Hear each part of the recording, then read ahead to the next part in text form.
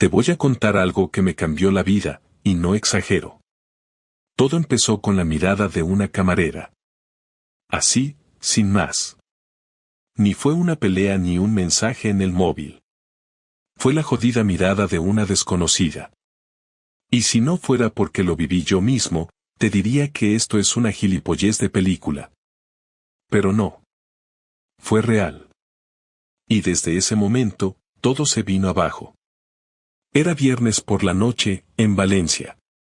Habíamos salido a cenar Marta y yo, sin la niña. Una escapada rápida, de esas que haces por compromiso más que por ganas. Estábamos en un restaurante de moda por Ruzafa, donde tienes que reservar con días de antelación, y donde las mesas están tan cerca unas de otras que puedes escuchar cómo discuten los de al lado sin ni siquiera quererlo. La cena iba, normal. O sea, Marta estaba guapa, como siempre, pero distante. Miraba el móvil más de lo que hablaba conmigo. Yo hablaba de cosas del curro, de Lucía, de las vacaciones, y ella asentía, sonreía un poco, pero su cabeza estaba en otro sitio. Nada nuevo. Últimamente, era siempre así. Y ahí fue cuando pasó. Entre plato y plato, me levanté para ir al baño. Y al volver, la camarera, una chica joven, morena, con cara de pocos amigos, me miró y luego miró a Marta. Y levantó las cejas. Solo eso. Una mirada, como diciendo, pobre imbécil, no te enteras de nada. Te juro que me heló la sangre. No fue una mirada accidental. Fue intencionada, rápida, pero clara. Esa clase de expresión que no necesita palabras. Una mezcla entre compasión y superioridad. Como si ella supiera algo que yo no sabía. Me senté de nuevo, con una sensación rara en el estómago. No dije nada, claro. ¿Qué iba a decir? Oye, Marta, ¿esa camarera te ha mirado como si te estuvieras follando a otro? No. Así no funciona la vida. Pero ahí, en ese momento, algo se rompió dentro de mí. Toda la cena después de eso la viví en automático. Marta pidió un postre que ni tocó. Yo tomé café. Pagamos. Salimos.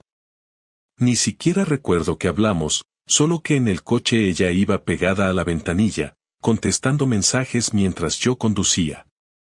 Esa noche, cuando llegamos a casa, Marta se metió en la ducha enseguida. Yo me senté en el sofá, en silencio, con la tele encendida en mute. Y no era lo de siempre. No era solo la rutina, el desgaste, el cada uno a lo suyo. Era otra cosa. Una voz en mi cabeza me decía, está pasando algo. Algo gordo. Y no tienes ni puta idea. Y entonces me di cuenta de que no me conocía a mí mismo. Porque lo primero que hice no fue espiarla, ni revisar su móvil, ni montar una escena. No. Me quedé ahí, en el sofá, recordando todas las veces que había ignorado señales. Las duchas a deshoras. Las excusas para salir sola. El desinterés en todo lo que tenía que ver conmigo. Las peleas tontas que se volvían en mi contra como si yo fuera el culpable de su aburrimiento. Como si yo fuera el que la estaba alejando. Mentira. Ella ya se había ido. Solo que yo no quería verlo. Durante días me obsesioné con esa maldita mirada. La de la camarera. Como si ella me hubiera abierto una puerta que yo no quería cruzar. A partir de ahí, cada movimiento de Marta me parecía sospechoso. Cada sonrisa con el móvil, cada llamada que atendía en voz baja en el balcón, cada salgo un rato con las chicas me sonaba a excusa. Pero no tenía pruebas. Solo la intuición, esa que llega tarde y jode más que ayuda. Hasta que una noche Marta me dijo que iba a quedarse en la academia porque tenían una reunión de profesores hasta tarde. Me lo soltó mientras recogía platos, sin mirarme a los ojos. Yo simplemente asentí. Vale, no te preocupes. Pero ya lo tenía claro, Esa noche no iba a estar en ninguna reunión. Y aquí es donde me empiezo a cagar en todo lo que te han enseñado sobre el matrimonio, la confianza y las segundas oportunidades. Porque mientras ella salía por la puerta con su bolso grande, su abrigo y su colonia de citas, esa que solo se pone cuando se arregla de verdad, yo la vi por primera vez como lo que era en ese momento, una desconocida con la que compartía cama, hija, y una hipoteca de 30 años. Esperé media hora. Cogí mi coche y fui directo a la academia. Cerrada. Ni un coche en la puerta. Las luces apagadas. Miento, había una sola luz encendida en la oficina del fondo, pero nadie dentro. Esperé. 10 minutos. 20. Nada. Ni Marta ni nadie. Volví al coche y me quedé allí, respirando fuerte, con las manos en el volante. Era la primera vez en mi vida que sentía esa mezcla de rabia, miedo y humillación. Porque sí, me estaba humillando a mí mismo. Persiguiéndola. Dudando. Sintiéndome pequeño. Pero tenía que saber. Ya no se trataba de celos, ni de paranoia. Se trataba de que si estaba compartiendo mi vida con una actriz, al menos quería saber qué papel estaba interpretando. Volví a casa antes que ella. Me metí en la cama, fingí estar dormido. Cuando llegó, casi a la 1 de la mañana, traía en la voz un tono diferente. Cansancio fingido. Me dio un beso en la frente, nunca hace eso, y se metió en la ducha. Ahí supe que estaba jodido. No por lo que había hecho, sino porque había aprendido a mentirme con ternura. Y eso era peor. Esa noche no dormí nada.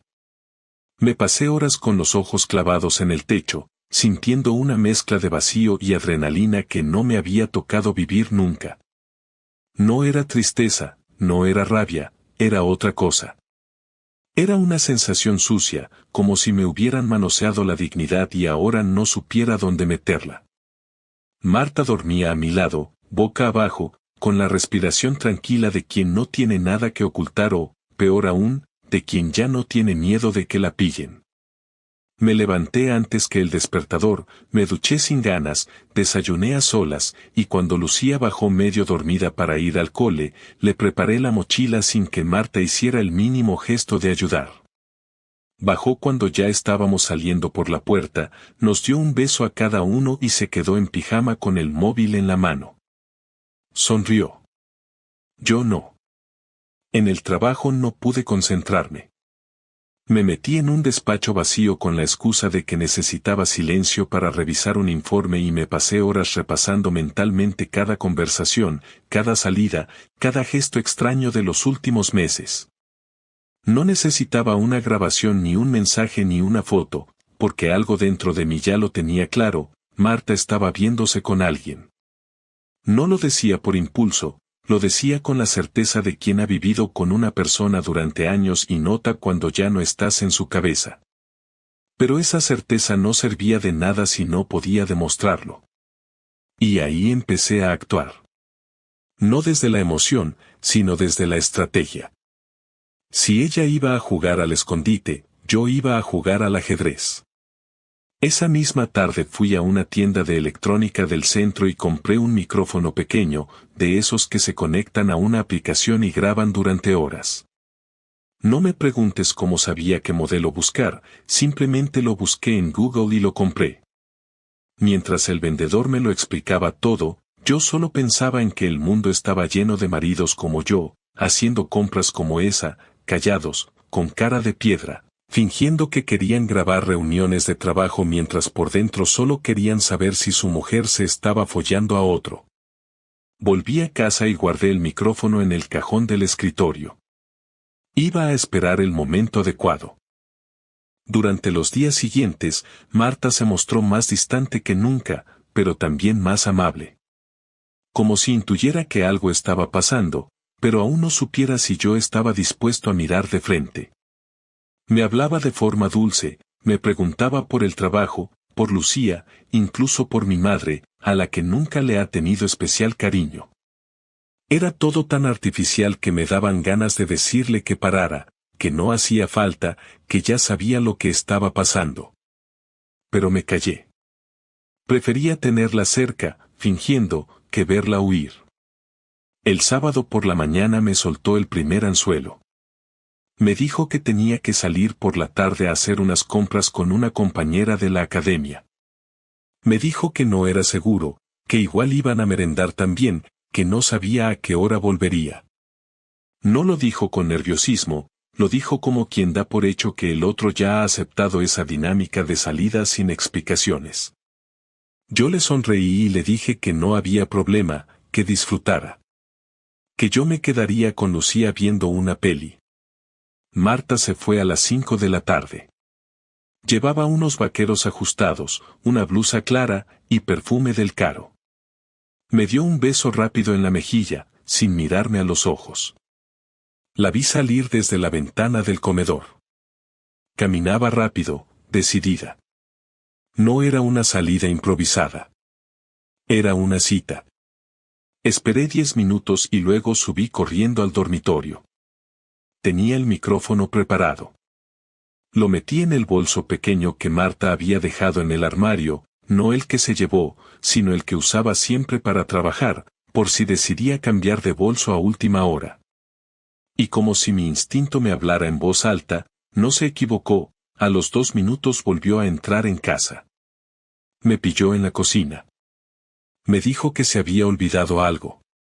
Subió rápido, y bajó con el bolso en el que había puesto el micrófono. Me miró, sonrió, y se fue otra vez. No dije nada. Le deseé buena tarde. Me sudaban las manos. Cuando volvió, pasadas las 9, no dijo gran cosa. Se duchó enseguida, como siempre. Dijo que había estado en el centro comercial, que al final habían cenado algo rápido en el área de restauración y que no habían comprado nada. Me contó un par de detalles sin que yo preguntara, como si necesitara llenar huecos antes de que yo los notara. Yo solo asentí, la miré a los ojos, y no dije nada. No necesitaba hacerlo. Porque tenía todo lo que necesitaba en ese micrófono. A la mañana siguiente, cuando ella bajó a correr, otra costumbre reciente que no tenía antes, cogí el móvil y me encerré en el baño. Puse los auriculares, conecté la app y descargué el audio. 2 horas y 47 minutos de grabación. Me temblaban los dedos. Empecé a escucharlo. Los primeros minutos eran ruidos de tráfico, pasos, ambiente de ciudad. Luego, una voz masculina. Fuerte, clara. ¿Te ha costado salir?, preguntó. Y la voz de Marta, sin nervios, sin risa, no, él se queda con la niña. Cree que estoy con Patricia. Risas. Luego silencio. Luego una frase que me revolvió el estómago. ¿Vamos a tu casa o prefieres el hotel de la otra vez? Y ahí paré. Me quité los auriculares. Me lavé la cara. Me miré al espejo. No lloré. No grité. No lancé nada contra el suelo. Solo me quedé mirándome, entendiendo por fin que esa persona que tenía al lado desde hacía 14 años ya no era mi esposa. Era una actriz. Una profesional del engaño. Y yo, el espectador más idiota de su función. Salí del baño con la calma de quien ha aceptado su derrota, pero no su humillación. Porque si ella había tenido el descaro de hacer esto con tanta tranquilidad, entonces yo tenía el derecho, la obligación, de responder con la misma frialdad. Esa noche, cuando Marta se metió en la cama, yo fingí que me dolía la cabeza y me quedé en el sofá. Ella ni siquiera insistió. Me dijo buenas noches con la voz apagada. Y se fue a dormir. Yo me quedé ahí, mirando el techo una vez más, pero ya no con dudas. Ahora tenía un plan. No sé si alguna vez has sentido lo que es tener una verdad tan grande dentro que parece que te quema el pecho, como si tu propio cuerpo no pudiera sostenerla sin romperse. Así me levanté esa mañana, con el sonido del despertador sonando una y otra vez mientras Marta dormía como si nada hubiera pasado. Yo la observaba desde el borde de la cama, en silencio, sin moverme, intentando entender cómo podía seguir tan tranquila después de lo que escuché. Durante 14 años había dormido al lado de esa mujer, y en menos de 48 horas ya no podía ni imaginar lo que se sentía tocar su piel sin pensar en otro hombre. Me levanté despacio, preparé café, y me quedé sentado en la cocina mirando la taza como si pudiera encontrar dentro una respuesta. La rabia todavía no había explotado, era más bien una calma tensa, una especie de control forzado que me daba miedo perder. Tenía la grabación guardada en mi móvil, y cada vez que lo tocaba me recorría un impulso de lanzárselo a la cara y obligarla a escuchar su propia voz diciendo esas frases, pero no quería hacerlo así. No quería perder el control y acabar siendo el estúpido que reacciona sin pensar. Quería que lo sintiera, que entendiera que yo también sabía fingir, que podía mirarla a los ojos sabiendo exactamente lo que había hecho. Esa mañana, antes de que saliera a trabajar, le pregunté si cenaríamos juntos esa noche. Me miró con una mezcla de sorpresa y duda, pero al final dijo que sí, que no tenía planes. No sé si fue intuición o simple costumbre, pero lo dijo con ese tono neutro que usaba cuando mentía sin pensar que la estaban escuchando. Le dije que tenía ganas de pasar un rato con ella, que últimamente estábamos distantes y que quería arreglarlo. Me sonrió, me acarició el brazo y me dijo que le parecía bien. Me sentí como un actor diciendo su guión delante de otro actor que interpreta a su esposa sin saber que la función está a punto de terminar. Cuando se fue, cerré la puerta despacio, respiré hondo, y llamé a Carlos, mi mejor amigo desde el instituto. No le conté todo, solo le dije que necesitaba verle al mediodía. Nos encontramos en una cafetería del centro. Carlos me conoce mejor que nadie, así que no tuve que decir demasiado para que entendiera que algo serio pasaba. Le conté lo esencial, sin adornos. Le dije que Marta me estaba engañando, que tenía pruebas, que no sabía cómo enfrentarla sin perder la cabeza. Se quedó en silencio un rato, y luego me dijo lo que no quería oír, que lo pensara bien, que no hiciera nada en caliente, que las cosas podían ponerse feas si no controlaba la situación. Le dije que no había nada que pensar, que no se trataba de celos, ni de una sospecha, que lo había escuchado con mis propios oídos. Me miró y asintió sin decir más. Me ofreció su ayuda, pero le dije que prefería manejarlo solo. No quería testigos. Quería mirarla a la cara y escuchar cómo se inventaba una historia.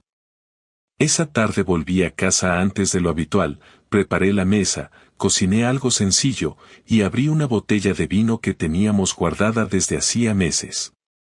Cuando Marta llegó, me encontró en la cocina sirviendo los platos. Se sorprendió, sonrió, y me preguntó si había pasado algo.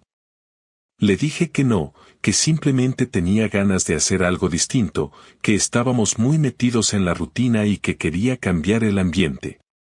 Se relajó.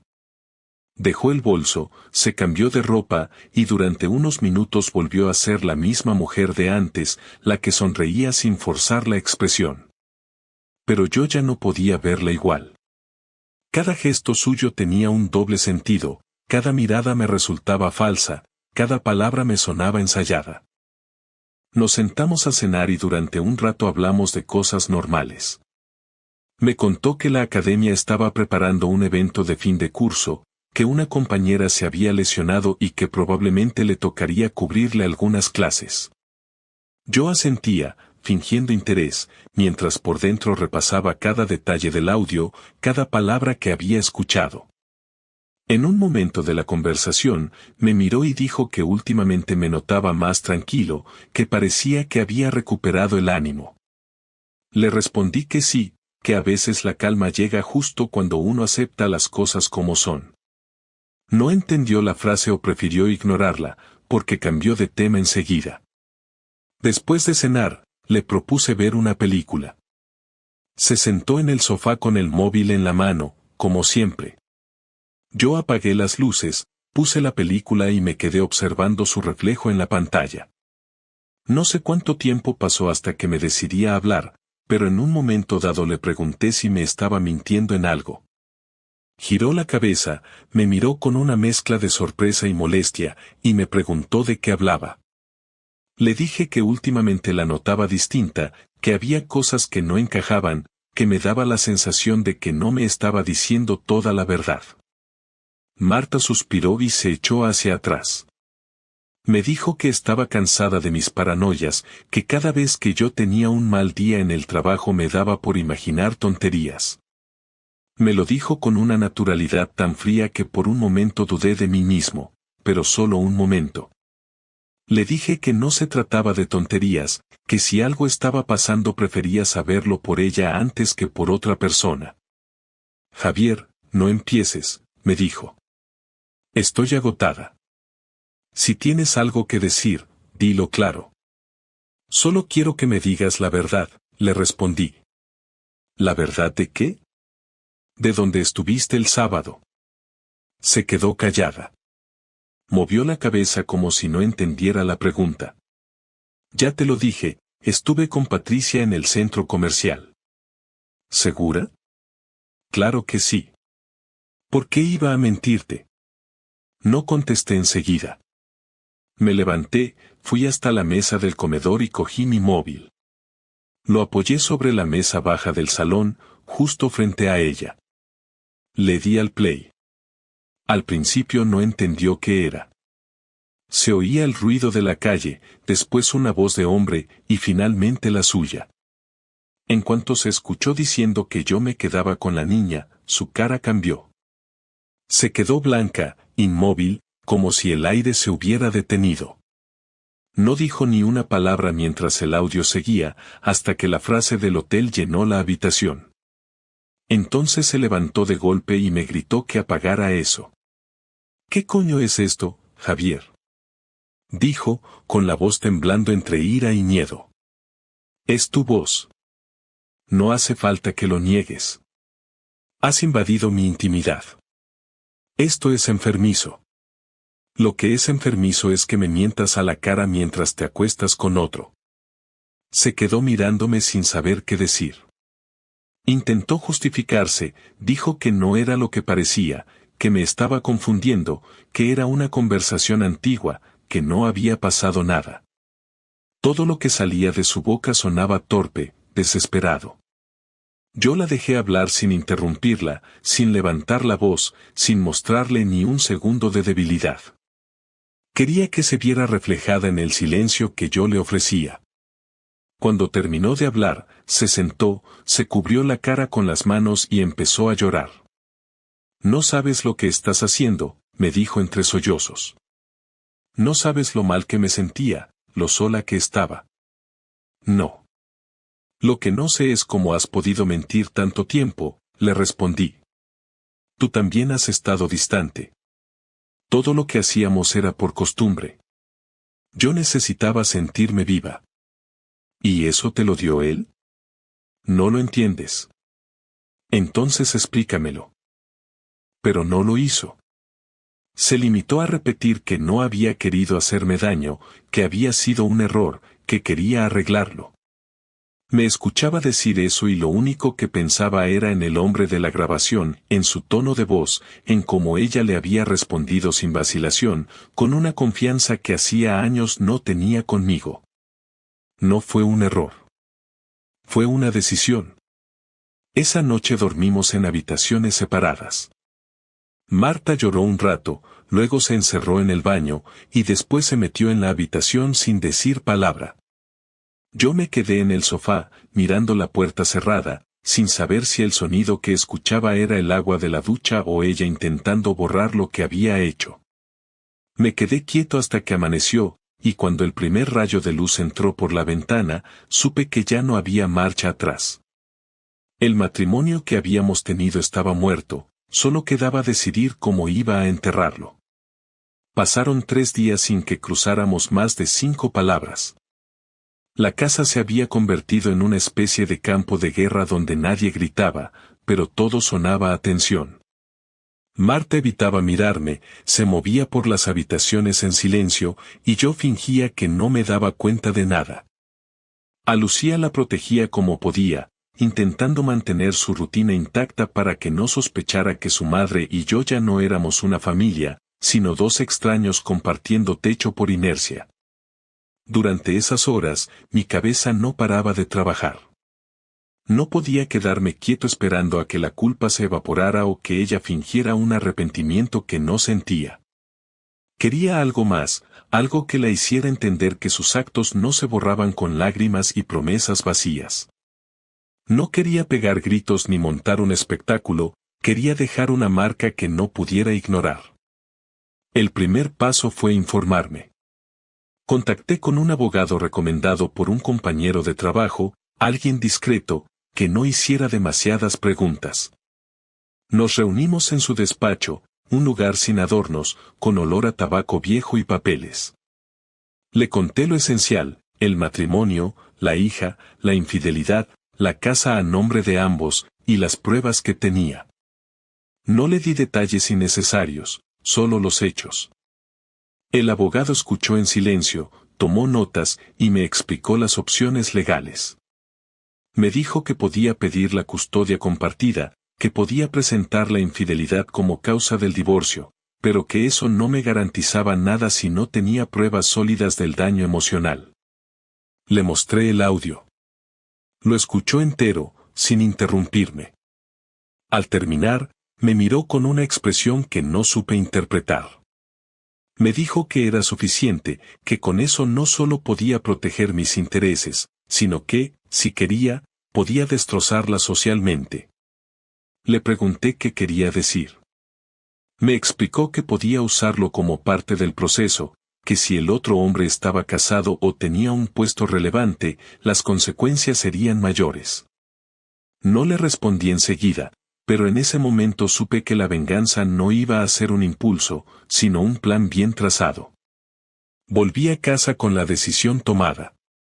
Marta estaba en la cocina, preparando la cena de Lucía.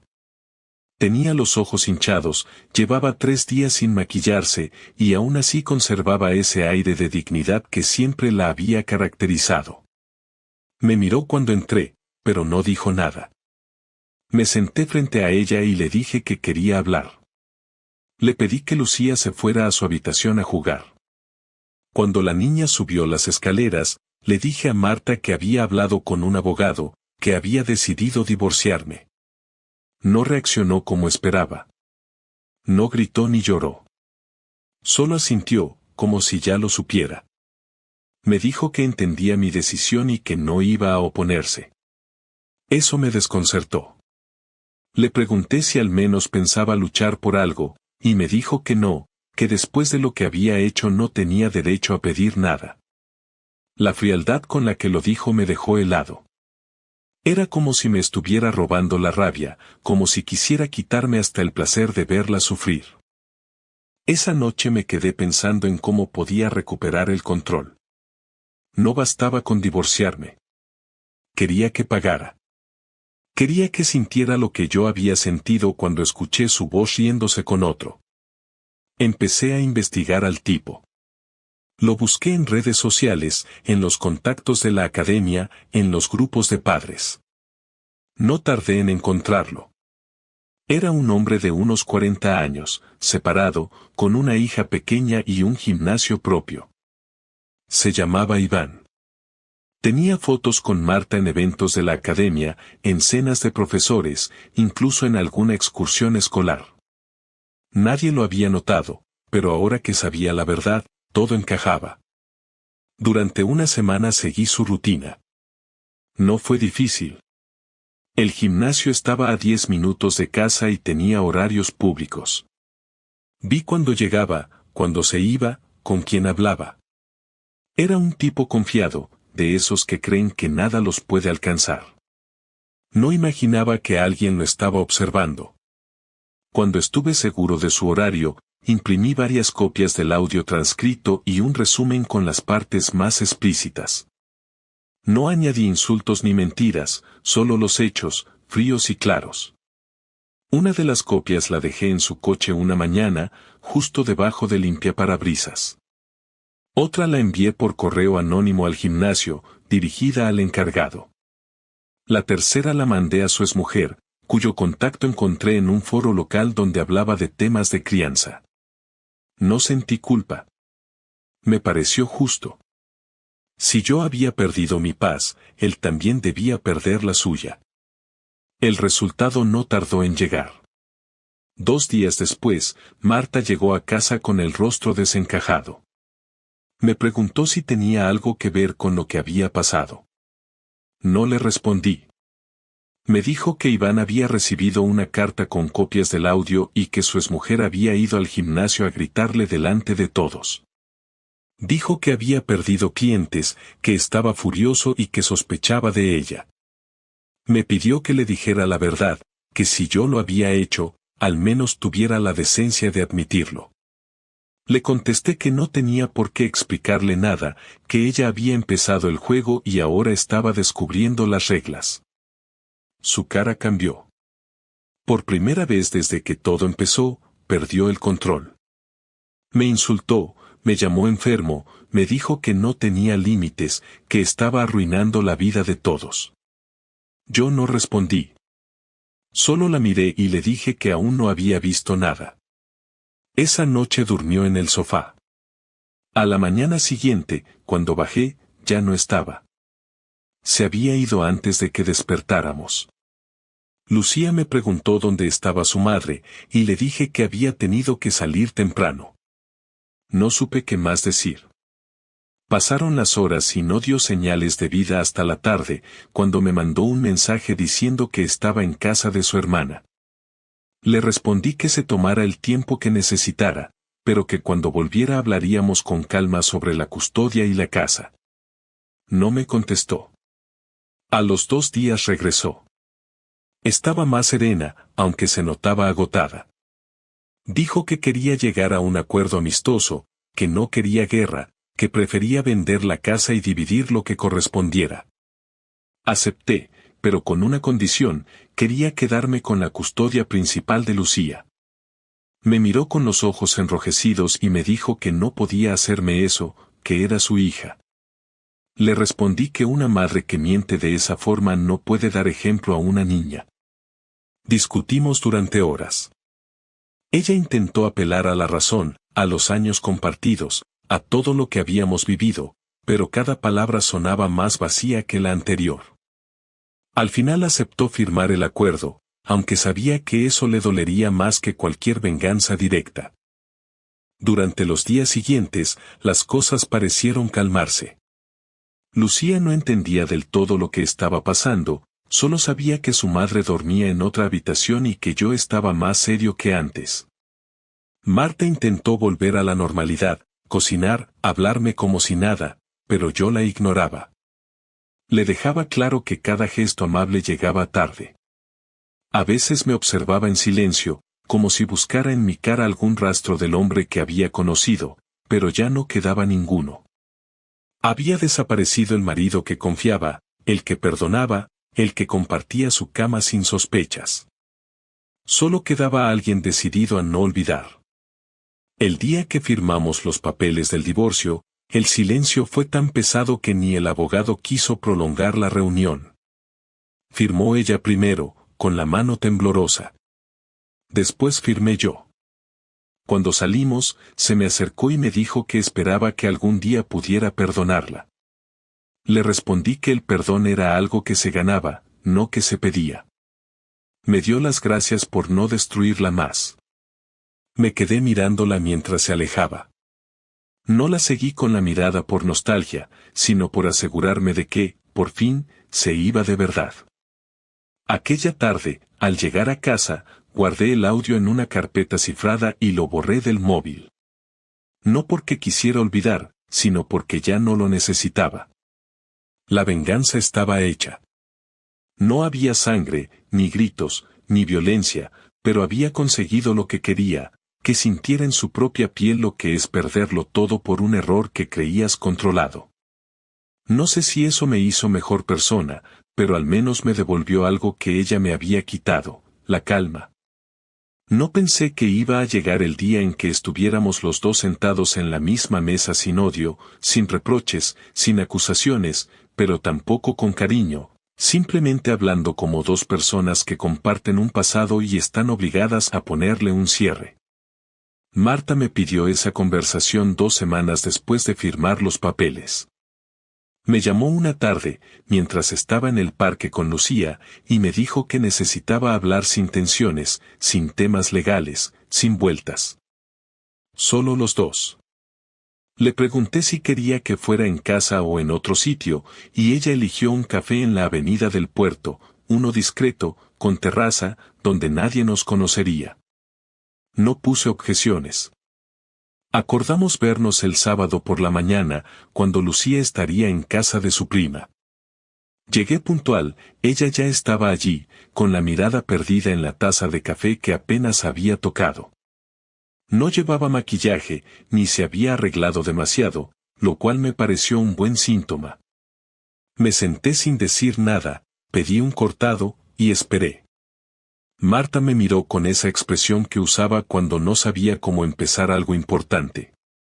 Respiró hondo, se acomodó en la silla y dijo que no estaba buscando una reconciliación, que no tenía intenciones de retomar nada, y que sabía perfectamente que entre nosotros ya no quedaba nada que salvar. Me dijo que solo necesitaba entender, que no había logrado explicarse cómo habíamos llegado a ese punto. Yo no respondí enseguida. Le di un sorbo al café y le pregunté si quería escuchar mi versión o si iba a interrumpirme como siempre. Me dijo que me escucharía. Le pregunté qué parte no entendía, la parte en que decidió acostarse con alguien del trabajo o la parte en que me lo ocultó con tanta calma que parecía que ni le importaba. Me miró con una mezcla de vergüenza y cansancio. Dijo que no iba a justificar lo que hizo, que sabía que había traicionado la base de todo lo que habíamos construido, pero que necesitaba contarme lo que sentía, no para excusarse, sino para dejarlo claro. Me dijo que llevaba años sintiéndose desconectada de sí misma, que nuestra vida había caído en una rutina donde ella se sentía invisible, no solo conmigo, sino con todo.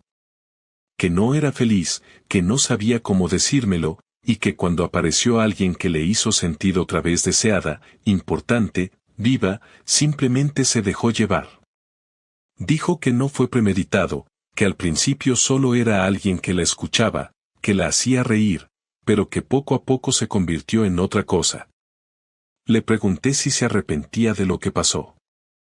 Me dijo que sí, pero que no por mí, sino por Lucía. Que no había calculado el daño que le podía causar a nuestra hija si todo salía a la luz. Le respondí que su arrepentimiento llegaba tarde, que había tomado decisiones adultas sin medir las consecuencias y que ahora le tocaba asumirlas. Me dijo que entendía mi rabia, que yo tenía derecho a estar dolido, pero que le dolía pensar que la iba a odiar para siempre. Le dije que no la odiaba. Que lo que sentía era mucho peor que el odio. Que me era indiferente. Que verla ahí sentada delante de mí no me provocaba nada. Ni amor, ni rencor, ni tristeza. Solo una especie de vacío que me confirmaba que la mujer que había amado ya no existía. Marta bajó la mirada. Dijo que no esperaba que fuéramos amigos, pero que no quería que todo acabara con desprecio.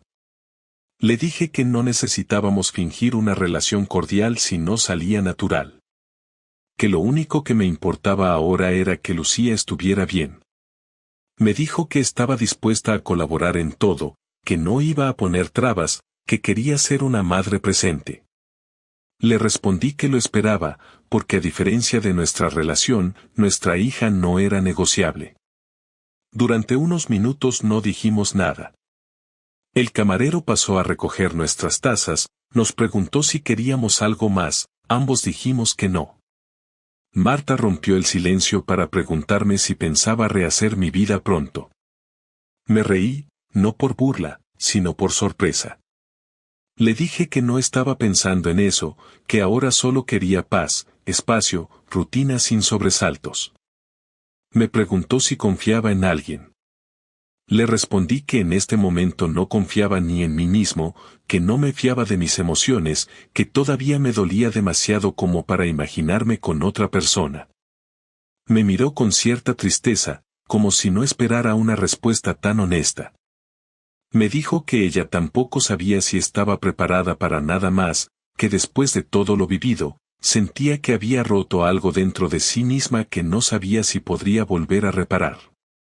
Le dije que cada uno tendría que hacer su proceso, que no estaba obligado a desearle lo mejor, pero que tampoco iba a desearle lo peor. Que si de verdad quería cambiar, lo hiciera por sí misma, no para demostrarme nada. Me preguntó si alguna vez iba a perdonarla, no para volver, sino para dejar de cargar con el peso de la culpa.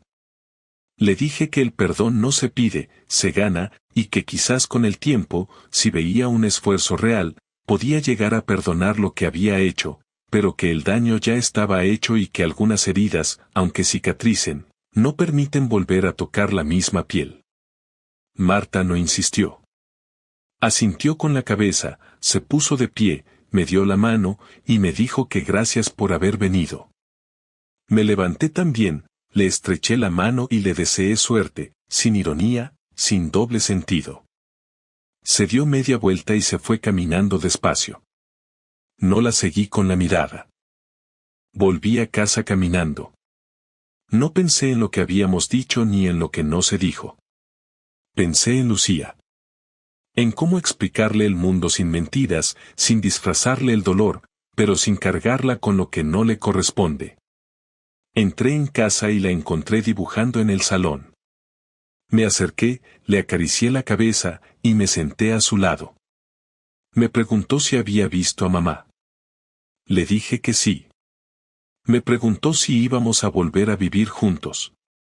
Le respondí que no, pero que eso no cambiaba lo importante, que ella seguiría teniendo un padre y una madre que la quieren mucho.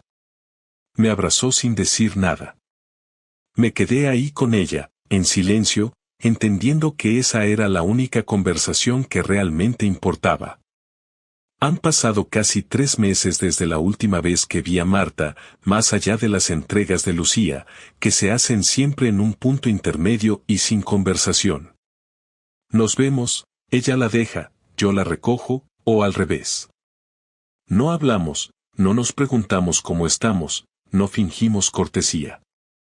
Es todo mecánico, seco, funcional, y así lo prefiero. La última conversación en el café cerró todo lo que se tenía que decir. Después de eso, no hay nada más que discutir. Lo que vino después fue rutina, papeleo, adaptación. Marta se mudó a un piso pequeño cerca de su hermana. Me lo dijo por mensaje, sin detalles. Yo me quedé en la casa con Lucía la mayoría del tiempo, aunque los fines de semana ella pasa 1 de cada 2 con su madre. La niña ya ha entendido que sus padres no están juntos, aunque no creo que entienda todavía por qué. En algún momento querrá saber más, y cuando llegue ese día, tendré que decidir cuánta verdad contarle sin cargarle la espalda con lo que no debe. Por ahora, solo me limito a construirle estabilidad, a que no le falte nada y a mantenerme presente en todo lo que necesite. Mi día a día ha cambiado por completo. Ya no me levanto pensando en si Marta me va a mentir, ni paso las noches preguntándome dónde está. Ahora me levanto, preparo el desayuno para Lucía, la llevo al colegio, trabajo, vuelvo a casa, hago la cena, y si tengo energía, leo o veo algo en la tele antes de dormir. Suena aburrido, pero es lo que más necesitaba, paz. No tengo prisa por conocer a nadie, no siento esa ansiedad que muchos tienen por volver a sentirse deseados o acompañados. Sinceramente, ahora mismo no me interesa meter a nadie en esta vida que acabo de empezar a reconstruir. Tampoco me engaño con frases de autoayuda ni con ideas de que esto me hizo más fuerte. No me hizo más fuerte, me hizo más realista. Me quitó ilusiones, me rompió expectativas, pero también me obligó a mirarme como no lo había hecho nunca. Hace poco me encontré con Carlos en una terraza, después de mucho tiempo sin vernos. Me preguntó cómo estaba, y le respondí sin rodeos que estaba bien, dentro de lo que cabe. Me dijo que me veía más tranquilo, menos tenso. Le conté por encima cómo iban las cosas, que Marta había desaparecido del mapa más allá de lo estrictamente necesario, que Lucía se estaba adaptando bien, que el trabajo seguía igual. No me preguntó por el tipo con el que ella se había liado, ni mencionó la venganza. Entendió que ese capítulo estaba cerrado. Me preguntó si sentía que había hecho lo correcto. Le dije que sí, que no me arrepentía de nada, que si no hubiese actuado como lo hice, hoy seguiría metido en una relación rota creyendo que podía arreglarla solo. Me respondió que pensaba lo mismo, que a veces uno tiene que ser frío para proteger lo que le queda. Esa noche, al volver a casa, me senté un rato en el balcón mientras Lucía dormía. No soy de pensar mucho en lo abstracto, pero esa noche me quedé largo rato repasando cada cosa que había pasado en solo un mes. Desde la mirada de aquella camarera hasta el último día que compartimos cama. Todo se reducía a decisiones. Marta decidió ocultarme su infidelidad. Yo decidí descubrir la verdad. Ella eligió mentir. Yo elegí exponerla. Nadie me obligó, nadie me salvó. Lo hicimos todos nosotros, con nuestras propias manos. Supongo que por eso duele más. Porque cuando te destroza a alguien que elegiste amar, no haya quien culpar más que a ti por haber confiado. No me siento víctima, ni tampoco un héroe por haber reaccionado con firmeza. No necesito que nadie me diga que hice lo correcto. Sé lo que hice y por qué lo hice. Me respeté. Me defendí. Y eso, después de todo lo que pasó, es lo único que me interesa conservar. En los últimos días, he pensado en si Marta está con alguien más, si sigue viéndose con ese tal Iván o si lo dejó después de todo el lío. No porque me importe sentimentalmente, sino porque me interesa saber si al menos aprendió algo. Supongo que nunca lo sabré. Ella nunca me lo dirá, y yo no voy a preguntar. Esa puerta está cerrada y no tengo intención de abrirla ni siquiera por curiosidad. Lucía ha empezado a preguntarme cosas pequeñas, detalles que no parecen importantes pero que van mostrando que empieza a entender.